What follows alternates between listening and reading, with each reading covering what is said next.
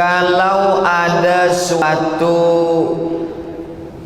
musibah ke namanya, penyakit, malapetaka, gempa, tsunami, apa yang diinginkan Allah dari itu semua?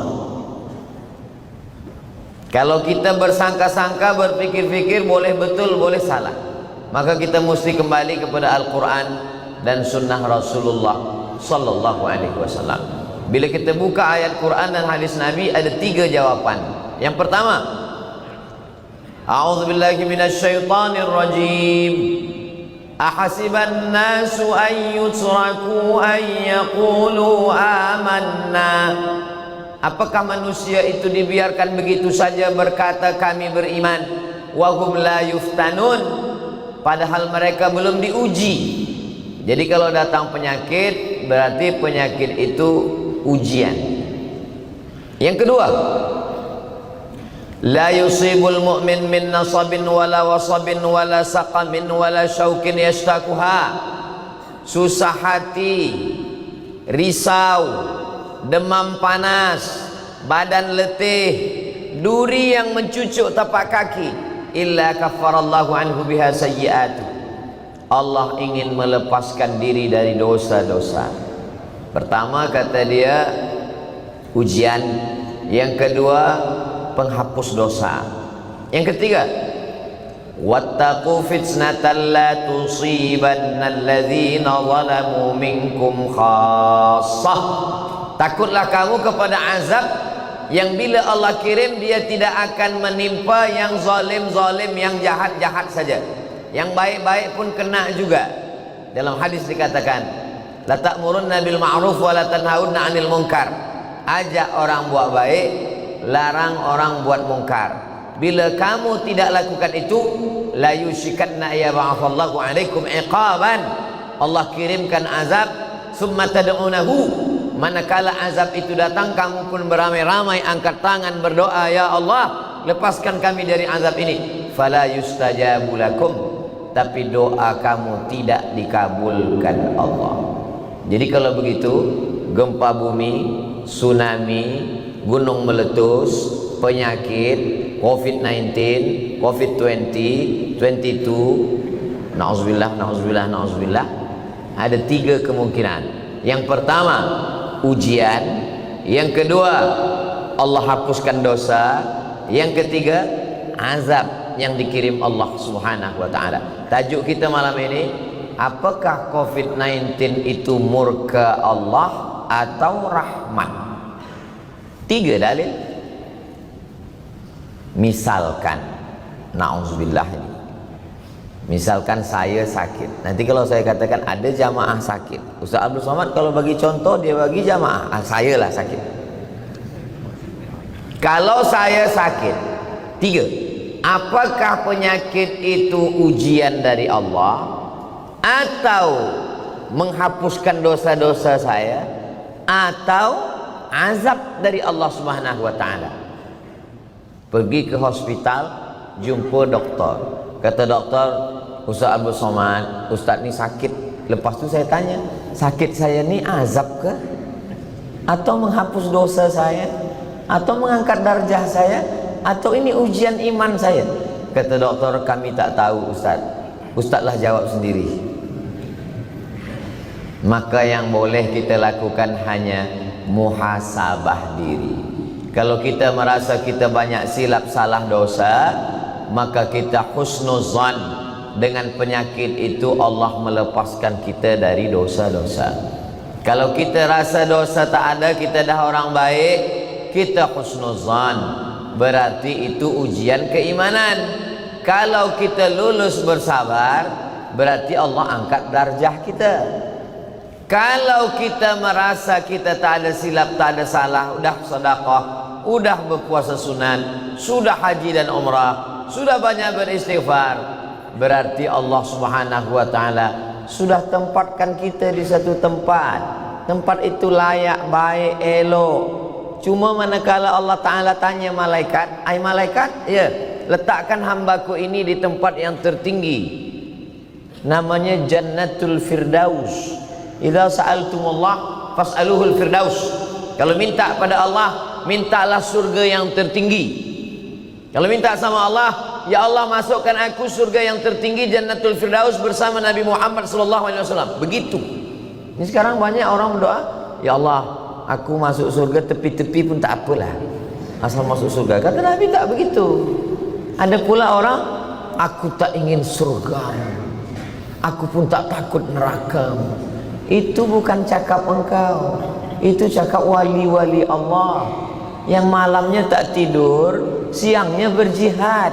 Allah bagi dia surga. Kata dia, aku tak ingin surgamu, aku tak takut nerakamu, aku hanya inginkan cintamu. Itu orang yang dah jatuh cinta, semuanya diberi pada Allah.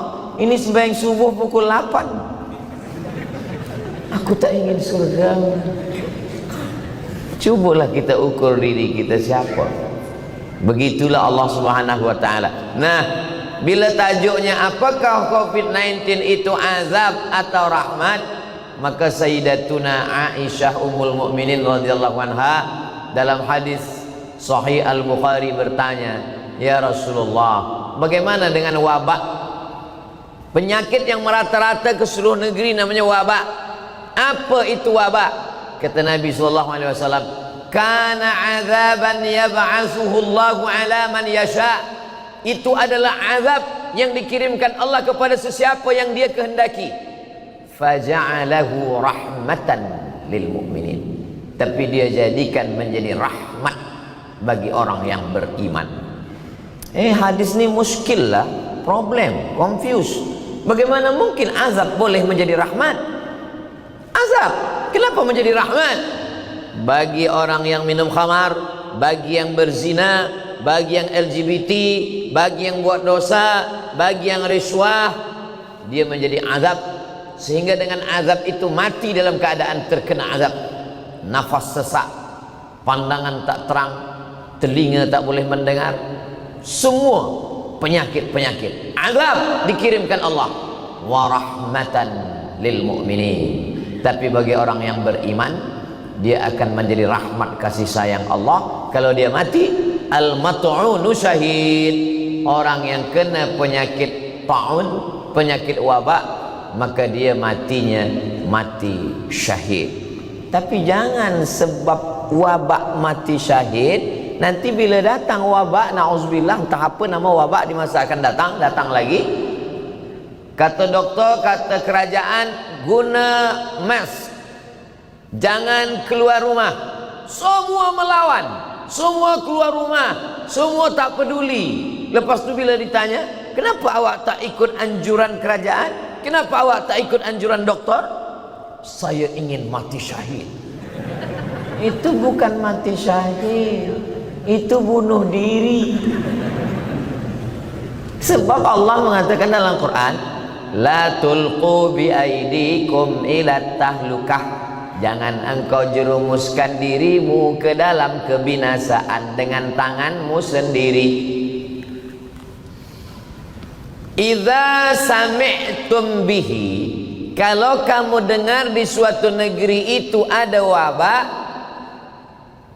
la tadkhulu, jangan masuk ke negeri itu. Tuan-tuan ada dengar wabak di suatu negeri, jangan datang ke sana. Wa idza waqa'tum bihi, kalau kamu berada di suatu negeri, negeri itu kena wabak, la takhruju firaran minhu, dan jangan kamu lari dari negeri itu. Saya last kali datang ke Bandar Seri Begawan, Brunei Darussalam bulan Februari 2020. Lepas itu Ustaz Abdul Somad dengan ini kami lantik sebagai visiting professor di Universiti Islam Sultan Syarif Ali. Rektor yang mulia memberikan surat lantikan Februari 2020. March lockdown COVID. Sempurnalah sudah. Profesor Dr. Abdul Somad, tinggal satu lagi, almarhum. March, April, Mei, Jun, Julai, Ogos, saya tak keluar dari rumah. Saya tak keluar dari Riau. Saya tak pergi ke Malaysia, Kuala Lumpur, Selangor, Perak, Johor. Saya tak pergi ke Brunei Darussalam. Saya hanya di dalam mengamalkan hadis Rasulullah sallallahu alaihi wasallam. Kalau kamu dengar, kamu jangan datang. Kalau kamu di negerimu ada wabak, kamu jangan keluar membawa wabak ini ke negeri lain. Itulah sunnah Rasulullah sallallahu alaihi wasallam. Jangan kita lawan. Kita ingin bagi tausiah, bagi tazkirah. Selepas itu kita tahu ada wabak, kita pun pergi. Sampai di airport, polis tanya, kita sekat, tak boleh masuk sebab ada wabak. Kita pun terus saja marah. Yang saya bawa ini adalah kalam Allah, hadis Rasulullah. Kamu sudah melawan dakwah, kamu akan masuk neraka jahanam. Kata polis, yang mengaji bukan kamu saja, kami pun mengaji juga. Kalau ada orang datang dari suatu negeri yang ada wabak di sana, maka dia tak boleh keluar. Ini sunnah. Alaikum bisunnati. Hendaklah kamu mengikut sunnah Rasulullah sallallahu alaihi wasallam. Banyak berdoa. Masya Allah, tabarakallah. Brunei Darussalam, Bandar Seri Begawan. Sampai hari Jumat lepas saya sembahyang, masih mendengar imam membaca doa kunut nazilah. Subuh-subuh pun tidak hanya setakat kunut subuh. Allahumma dafa'an al-ghala wal waba wal junun wal baras wal covid-19. Semua dimintakan supaya jauh. Membaca solat nariyah supaya dijauhkan daripada musibah, sejauhkan. Kalau kita dah buat baik, berfikir baik, ikut sunnah, dia datang juga, itu berarti memang sudah takdir. Antuk minabillah, beriman kepada Allah, bil qadari, takdir dari Allah, khairihi wa syarrihi, takdir baik dan takdir buruk. Jadi kalau kita ada satu musibah, fi anfusikum, dalam diri, penyakit, mati, fi amwalikum, dalam harta, rugi, bankrupt, susah, di bumi, gempa, tsunami, gunung meletus, maka sesungguhnya kita cepat-cepat hasibu anfusakum, muhasabah diri qabla an tuhasabu, sebelum kamu dihisab. Wazinuha, timbang-timbang amal kamu qabla an tuzanu, sebelum ditimbang Allah subhanahu wa ta'ala. Sebenarnya kalau tak mati, kata Allah, tidak mati. Semua manusia mengatakan engkau mati. Ya ghulam, wahai Abdullah bin Abbas, la ini jitama'atil ummatu, berkumpul semua umat di manusia di dunia ini, ala ayyadurruka bisyai'in, membunuhmu, menyihirmu, la yadurruka illa bisyai'in qad kataballahu alaik. Mereka tidak akan mampu. Yang mereka lakukan hanya sampai pada takdir Allah. Jadi kalau ada orang mati, itu dia mati bukan karena sihir, bukan karena black magic, bukan karena covid, bukan karena wabak. Dia mati karena ajalnya sampai. Kalau ajal tak sampai, tak mati. Tapi kita mesti ada ikhtiar. Itulah ahlus sunnah wal jamaah. Kita ini bukan ahlul bid'ah qadariyah jabriyah. Kita ini ahlus sunnah. Imam Abul Hasan Al-Ash'ari ada ikhtiar. Menjauh dari negeri ada wabak, jangan keluar dari negeri ada wabak. Banyak berdoa, beristighfar. Maka Allahu liyu'adzibahum wa anta fihim. Allah tidak akan mengirimkan azab kalau Nabi Muhammad ada di sana. Banyak-banyak berselawat. Wa ma kana Allahu mu'adzibahum wa hum yastaghfirun. Allah tidak akan mengazab kalau bangsa itu mau beristighfar. Astaghfirullahalazim, astaghfirullahalazim, astaghfirullahalazim, astaghfirullahalazim. Faqultu astaghfiru rabbakum innahu kana ghaffara. Kalau kamu banyak beristighfar, dosamu diampunkan Allah. Yursilis samaa alaikum midrara. Allah akan turunkan hujan rahmat. Wa yumdidukum bi amwalin wa banin. Allah akan berikan kamu harta dan anak-anak. Wa yaj'al lakum jannatin. Allah akan berikan kamu kebun-kebun yang subur, wa anhara, akan berikan air sungai yang mengalir, jannatul firdaus. Ini 6 karena banyak beristighfar. Astaghfirullah pendek, agak panjang astaghfirullahalazim, lebih panjang astaghfirullahalazim alladzi la ilaha illa huwal hayyul qayyum wa atubu ilaih, lebih panjang Allahumma anta rabbi la ilaha illa anta khalaqtani wa ana 'abduka wa ana 'ala 'ahdika wa 'adika ma stata'tu a'udzubika min syarri ma sana'tu abu laka bi ni'matika 'alayya wa abu bi dhanbi faghfir li fa innahu la yaghfiru dzunuba illa anta. Kalau hafaz, kalau tak hafaz gerak-gerakkan mulut. Saya tengok di beberapa tempat di Brunei ada pembacaan istighfar, sayyidul istighfar. Apa makna di beberapa tempat sebelum tazkirah dibacakan sayyidul istighfar? Inilah tujuannya. Bila kita banyak istighfar, 6 dibagi Allah, dosa diampunkan, diturunkan hujan rahmat, dibagi anak, dibagi harta, dibagi kebun, dibagi sungai yang mengalir, kerana keutamaan istighfar. Nabi Muhammad SAW pun yang tak ada dosa beristighfar. Ini kadang kita istighfar, saya tengok orang beristighfar, pernah saya datang kepada ulama, kejap-kejap istighfar, astagfirullahaladzim, saya ni Pak Kiai ada urusan, astagfirullahaladzim, 5 menit istighfar. Ini kadang orang banyak dosa, setiap hari maksiat mata telinga, assalamualaikum warahmatullahi wabarakatuh, assalamualaikum warahmatullahi wabarakatuh, macam makan pisang goreng panas. Apa yang dicakapkan ni? Astaghfirullahalazim alladzi la ilaha illa huwal hayyul qayyum wa atubu ilaih. La ilaha illallah wahdahu la syarika lah, lahul mulku wa lahul hamdu, yuhyi wa yumitu wa huwa ala kulli syai'in qadir. Dari mula hari Khamis, Jumat, Sabtu, Ahad, Isnin, esok Selasa, hampir seminggu saya berkeliling pusing-pusing di Brunei Darussalam ini. Saya perhatikan semua istighfarnya pelan. La ilaha illallah, astaghfirullah pelan. Kadang di beberapa tempat cepat. Allah qadir. Allah qadir. Apa ni? Bila kita tanya, kenapa Tuan Imam cepat-cepat? Betul, huruf tu tak jelas. Allah Maha Tahu. Memanglah Allah Maha Tahu. Tak dicakapkan pun Allah tahu, tak bergerak mulut pun Allah tahu. Ini bukan urusan kita dengan Allah, urusan kita dengan orang yang mendengar. Kalau dengan Allah, dengan sudah selesai. Wa na'lamu ma tuwaswisu bihi nafsuh, kami tahu apa yang berbisik-bisik dalam hatimu. Tapi sunnahnya dicakapkan. Ada sahabat Nabi namanya Khabbab ibnul Arth. Khabbab, ya, bila engkau sembahyang dengan Nabi, Nabi itu kalau sembahyang mulut dia bercakap ke atau diam saja? Kata Khabbab, Nabi itu kalau sembahyang mulut dia bergerak.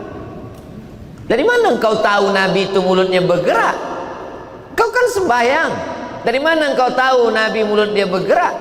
Masa Nabi sembahyang sunat, masa Nabi sembahyang, aku menengok bittirabi lihyati, aku tengok janggut dia bergerak. Janggut dia bergerak kerana dagu dia bergerak. Dagu dia bergerak kerana rahang dia bergerak. Rahang dia bergerak kerana dia membaca. Nabi itu sembahyang membaca, walaupun zuhur, walaupun asar, walaupun qabliyah, walaupun ba'diyah, meskipun tahiyatul masjid. Allahu akbar, wajjahtu wajhi. Bismillahirrahmanirrahim. Alhamdulillah. Kalau kata Syekh Ali Jumat, elok-eloknya itu pakai satu nafas, satu ayat. Itu membantu kekhusyuan. Membaca membantu kekhusyuan. Satu ayat dengan satu nafas lebih membantu kekhusyuan. Ini kadang orang bila dia sembahyang, kalau jadi makmum okey. Ini kadang menjadi imam atau dia sembahyang bersendirian. Iftitah Fatihah ayat satu nafas. Allahu Akbar. Macam mana kita di hadapan Allah Subhanahu wa taala bila diluruskan kesilapan? Kenapa kamu sembahyang cepat? Betul. Allah yang tahu apa yang ada dalam hati kita. Memanglah Allah tahu. Tapi kata Nabi, ikut aku. Sallu kama ra'aitumuni usalli. Dalam segala hal kita ikut sunnah Rasulullah sallallahu alaihi wasallam. Dalam masalah sembahyang, dalam masalah tazkirah, dalam masalah duduk di masjid, dalam masalah salat berjamaah, termasuklah dalam masalah menghadapi musibah. Wala nabluwannakum bi syai'im minal khauf. Ujian yang pertama adalah khauf, takut. Yang sekolah takut tak naik, yang dah sekolah takut tak masuk universiti, yang lepas BA takut tak boleh master, yang dah master takut tak boleh PhD, yang dah PhD takut tak kerja, yang kerja takut tak berbini, yang dah nikah takut tak punya anak, yang punya anak takut tak punya anak lagi, yang dah punya anak lelaki takut tak punya anak perempuan. Siapa? Saya, anak lelaki. Manusia selalu ada rasa cemas, susah hati, risau. Itu tanda kita kurang yakin dengan Allah Subhanahu wa taala. Maka kata Imam Al-Hasan Al-Basri, alimtu anna rizqi la ya'khudhuhu ghairi. Aku tahu rezekiku tak akan diambil orang. Fatma'anna qalbi, hatiku jadi tenang. Yang menenangkan hati adalah ilmu. Karena ilmu aku tahu bahwa rezekiku tidak akan mungkin diambil orang, maka hatiku pun menjadi tenang. Tapi mesti ada usaha. Esok pemuda belia-belia ini ditanya, awak belum ada berbini? Aku tahu jodohku tak akan mungkin diambil orang. Memang dia tak diambil orang. Tapi kalau tak ada usaha dari kita, macam air minum inilah. Walaupun dah dituang dalam cawan, kalau saya tak ada usaha untuk menggerakkan tangan, mendekatkannya ke mulut, tak akan dia masuk sendiri ke dalam mulut. Ada ikhtiar, ada al-kasbu, ada usaha. Macam mana usahanya usaha Al-Somad? Kita ada tuan imam, kita ada ulama, kita ada ustaz, mereka ada jamaah, ada komuniti. Lalu kemudian bawalah mereka untuk mencarikan jodoh yang solehah, yang baik. Saya setakat ini selama ini kita hanya satu kajian saja, satu masjid. Saya ingin hubungan ini lebih baik daripada ini. Sudikah engkau menjadi ibu bagi anak-anak kita di masa akan datang, bersama di dunia, bersama pula di surga Jannatul Firdaus? Memang inilah imam yang aku cari selama ini, katanya. Biasanya perempuan ini dia mencari seorang imam. Suatu ketika saya sedang tazkirah di satu kota. Pagi itu saya makan di hotel. Sedang makan, datang perempuan. Kata dia, Ustaz Abdul Somad. Betul. Oh, saya ni jamaah Ustaz, selalu tengok Ustaz. Kenapa kita tak ada jumpa? Ika, saya ni jamaah alam ghaib. Tengok Ustaz kat YouTube saja. Saya ni ramai Ustaz. Ini salah satu jamaah ini, satu office dengan saya. Dia ini belum nikah, dia ni nak mencari imam, kata dia. Kata saya ni khatib. Apa maknanya? Ada usaha dalam masalah rezeki, dalam masalah makan, dalam masalah jodoh, dalam masalah penghidupan, dalam masalah mencari obat. Likulli da'in dawa. Setiap penyakit ada obatnya. Tapi kata Nabi, fatadau, berobatlah kamu. Nabi tak menyuruh orang sakit. Ya Rasulullah, aku sakit. Kalau kata Allah sihat, kau sihat. Tunggu ajalah malaikat maut ya. Tak ada. Ada kalanya Nabi menyuruh pergi ke tempat Haris bin Kaldah. Dia doktor. Dia belajar di Jandisabur, Persia. Dia tahu perubatan. Berubat kamu kepada Haris bin Kaldah. Ada kalanya Nabi mengajarkan, alaikum bisyifa'aini, hendaklah kamu makan dua penyembuh. Yang pertama al-asal, madu. Yang kedua Al-Quran. Wa nunazzilu minal Qur'ani ma huwa syifa. Quran itu kami turunkan sebagai syifa, obat. Asal, madu, lebah pun obat juga. Ada kalanya dia bagi satu lagi biji-biji hitam. Al-habbatus sauda syifaun min kulli da. Hadis tentang habba sauda sahih. Tentang madu ayatnya jelas, hadisnya juga jelas. Yang hadis palsu tentang terung, al-bazinjan syifaun min kulli da, terung obat segala macam penyakit, itu hadis palsu, tak betul. Siapa yang membuat hadis itu? Tukang jual terung, supaya laku dia buat. Macam mana kita boleh tahu hadis ni sahih tak sahih? Tengoklah, ada dalam Sahih Bukhari, Sahih Muslim, Sunan Abi Dawud, Sunan Tirmidzi, Sunan Nasai, Sunan Ibnu Majah, Muwatta Malik, Sunan Darimi, Musnad Ahmad bin Hanbal, Musnad Ibnu Abi Syaibah. Kita hadis, tanya ulama, fasalu ahla dzikri in kuntum la ta'lamun. Biasa di ujung ada tanda macam ni, ditulis hadis riwayat fulan. Ada sahih, ada hasan, ada dhaif. Sahih dengan hasan tak ada ikhtilaf, silalah pakai. Tapi kalau dhaif tengok dulu, syaratnya mesti 5. Tak boleh dalam masalah akidah, tak boleh dalam masalah hukum halal haram, tidak boleh ada periwayatnya yang kadzab, pendusta. Dia masih bernaung di bawah hadis sahih, dan dia pula untuk fadail amal, bagi motivasi beramal boleh.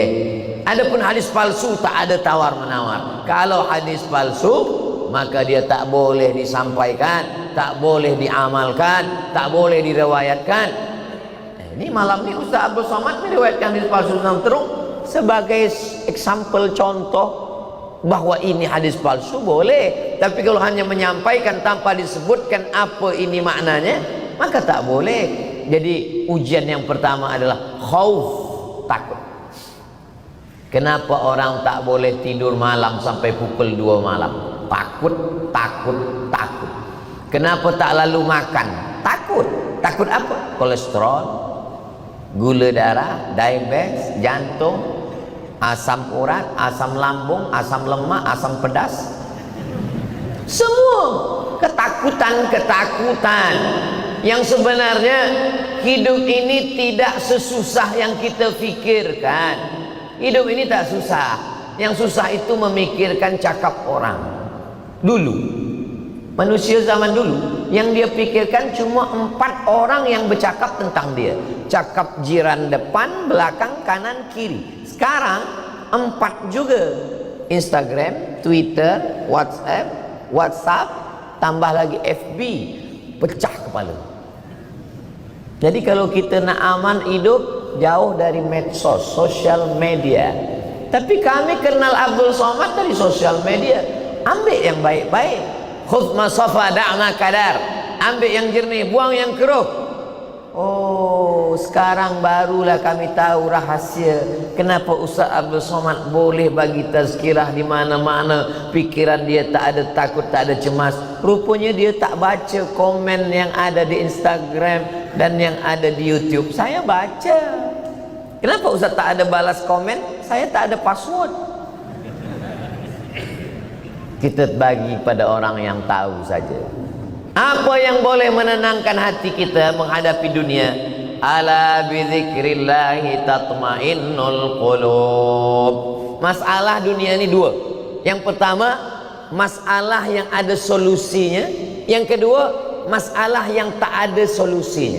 Bila kita menghadapi masalah, setelah kita pikir-pikir tak ada solusinya, tak usah pikirkan lagi. Sebab bila kita pikirkan pun tak ada juga solusinya.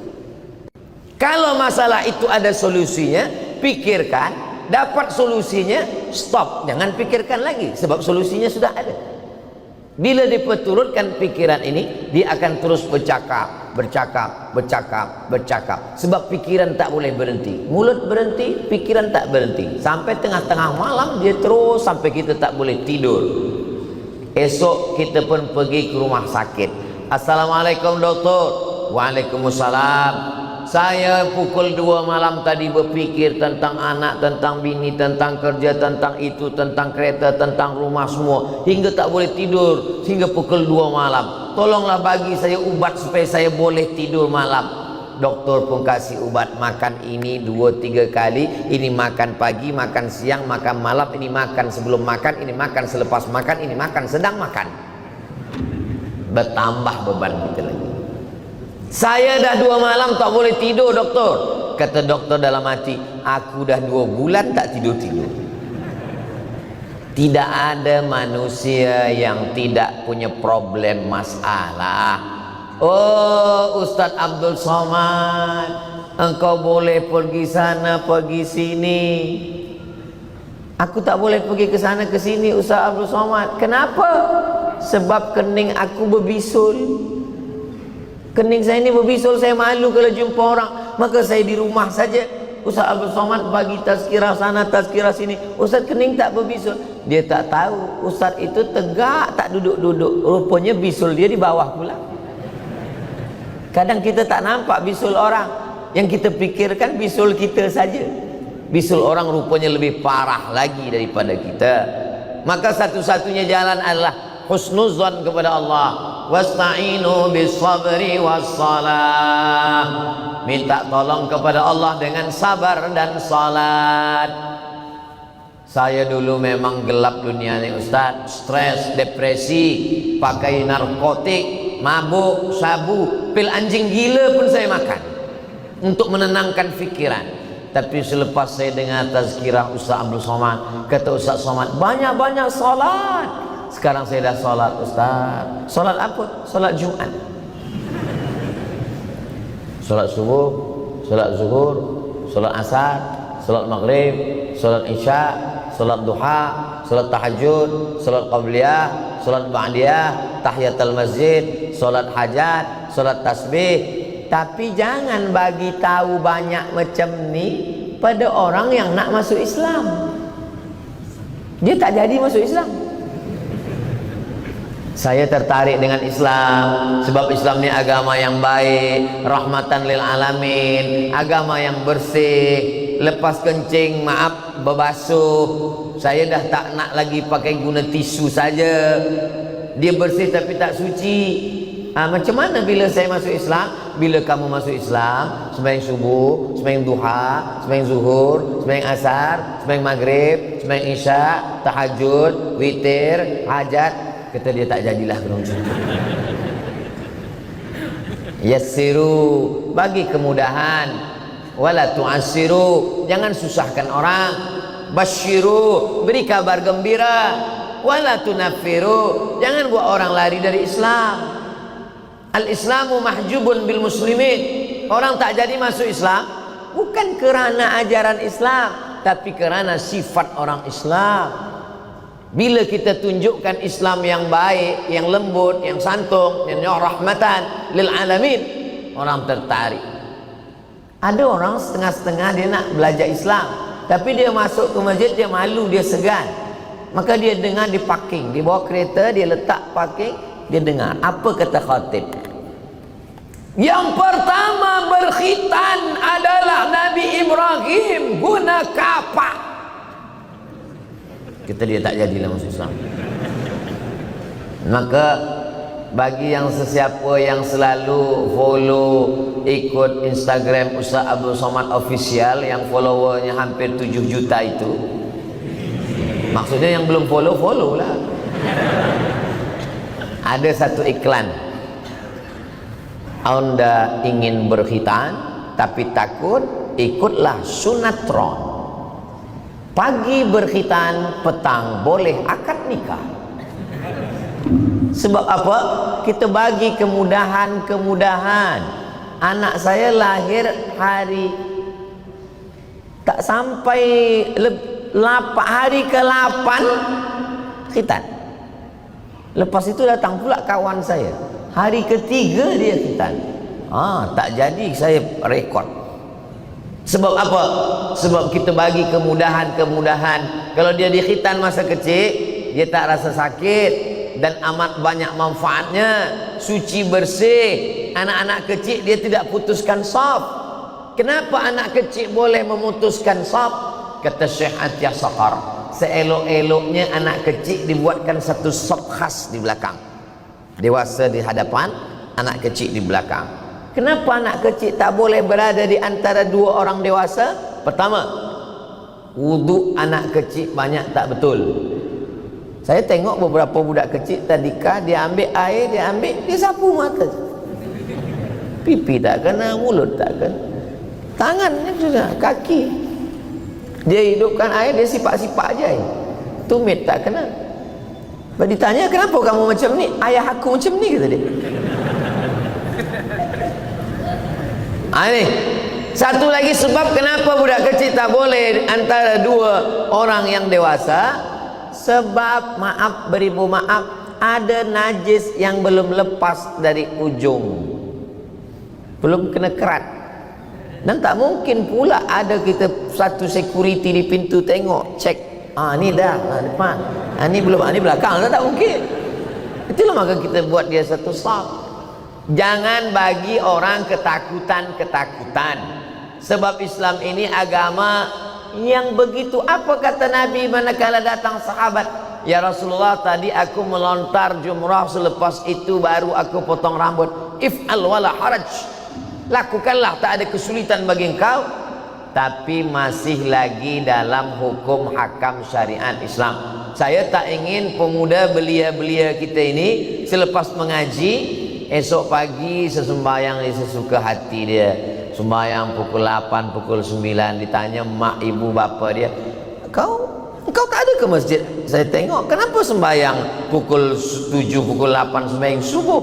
Kata Ustaz Abdul Somad, jangan buat susah, kita ambil mudah-mudahnya. Itu bukan saya tak ada cakap macam itu. Ada yang tak boleh kita ubah sama sekali. Subuh, zuhur, asar, maghrib, isya tak boleh ubah. Inna salata kanat 'alal mu'minina kitaban mawquta. Salat itu waktunya sudah ditetapkan Allah Subhanahu wa taala. Jangan ubah. Kalau berubah dia jatuh menjadi qada. Sedang kita adalah ada. Bagi yang guna usolli fardal maghribi 3 raka'atin adaan, bukan qadaan, kecuali pada saat-saat genting tertentu. Jadi yang pertama, ujian dikirimkan Allah. Wala nabluwannakum bi syai'im minal khauf. Yang kedua, wal ju', lapar. Alhamdulillah kita tak lapar. Kalaupun lapar ada had batasnya. Lapar kita hingga azan maghrib, lapar kita hingga selepas isya, lapar kita hingga selepas tazkirah. Tapi ada saudara kita yang laparnya unlimited. Hari ini lapar, malam lapar, esok lapar. Maka kalau sampai ada jiran lapar dan kita tak tahu dia lapar, kata Nabi, laisa bil mu'min, kamu tidak beriman. Siapa yang tak beriman itu ya Rasulullah? Yabitu sab'anan, tidur perut kenyang, wajaruhu ila jambihi ja'i'un, jiran sebelah rumah kelaparan. Ara'aital ladzi yukadzibu biddin, tahukah kamu siapa itu pendusta agama? Pendusta agama bukan orang tak sembahyang, pendusta agama bukan orang minum khamar, pendusta agama bukan orang berjudi berzina. Siapa pendusta agama? Fadzalikal ladzi yad'ul yatim wala yahuddu ala ta'amil miskin, bagi makan. Kenapa banyak betul abang beli nasi bungkus? Saya, anak kita 2, abang cuma berempat. Kenapa beli nasi sampai 10? Belakang ada anak yatim, abang beli, cuba engkau hantar ke belakang. Yang membeli abang, yang menghantar istri. Jangan abang yang mengantar, nanti mak anak yatim itu cantik, jadi perang dunia ketiga. Fadzalikal ladzi yad'ul yatim wala nabluwannakum bi syai'im minal khauf wal ju', lapar, wa naqsim minal amwal, kekurangan harta. Pembagian Allah kepada manusia macam jari, ada tinggi, ada rendah, ada sedang, Ada handsome, ada setengah handsome, ada yang tak dapat bagian handsome sama sekali. Ada yang cantik, ada setengah cantik, ada kurang cantik. Ada hitam manis, ada hitam sekali. Ini pembagian Allah. Kenapa Allah tak bagi rata sama macam ini tinggi semua? Sebab kalau kita sama, dia tak boleh bekerja sama. Hanya bekerja sama boleh dilakukan oleh orang-orang yang berbeza. Tapi apakah yang lebih mulia, yang lebih tinggi? Tidak. Apakah yang lebih hina, yang lebih rendah? Tidak. Inna akramakum indallah atqakum. Yang paling mulia di sisi Allah, yang paling takut kepada Allah Subhanahu wa taala. Pembagian rupa macam ini, pembagian nasib macam ini, pembagian kuasa macam ini, pembagian ilmu pun macam ini. Serah pada kuasa Allah. Allah fa'alul lima yurid. Susahkah bagi Allah membuat kita rata sama semua? Tak susah. Innama amruhu idza arada syai'an ayaqula lahu kun fayakun. Ini dilebihkannya dalam agama, ini dia lebihkan dalam medik, ini dia lebihkan dalam politik, ini dia lebihkan dalam harta, ini dia lebihkan dalam banyak kelebihan. Manusia diberikan Allah wa rafa'na fawqakum fawqa ba'din darajat. Ada yang kami angkat darajahnya, ada yang kami rendahkan. Ini kuasa Allah Subhanahu wa taala. Wala nabluwannakum bi syai'in minal khauf wal ju' wa naqsim minal amwal wal anfus, sakit, mati, was samarat, kering, hujan tak turun, wa basyiris sabirin, berikan kabar gembira kepada orang-orang yang sabar, menahan hawa nafsu, menahan lidah, tak bercakap kasar, sumpah serapah, caci maki, mengutuk nasib, menahan pikiran, jangan sampai suuzon kepada Allah. Kalau ada lintasan pikiran, astaghfirullahaladzim, astaghfirullahaladzim, Allahumma sholli ala sayyidina Muhammad. Menahan tangan, jangan sampai menarik rambut, memukul pipi, maka dia serahkan kepada Allah. Alladzina idza asabathum musibah, orang-orang yang ketika dia menerima musibah, ujian dari Allah Subhanahu wa taala, apa kata dia? Inna lillahi wa inna ilaihi rajiun. Semuanya balik kepada Allah Subhanahu wa taala.